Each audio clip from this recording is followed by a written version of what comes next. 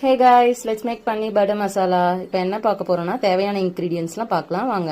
First important paneer, onion, curry leaves, dry chilli, tomato, அப்புறம் cashews, அப்புறம் தேவையான மசாலா இஞ்சி பூண்டு பேஸ்ட், அப்புறம் ஜீரகம் அண்ட் கொரியாண்டர்.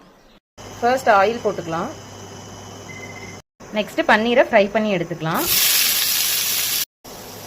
லைட்டாக மசாலா போட்டு நம்ம ஃப்ரை பண்ணிக்கலாம்.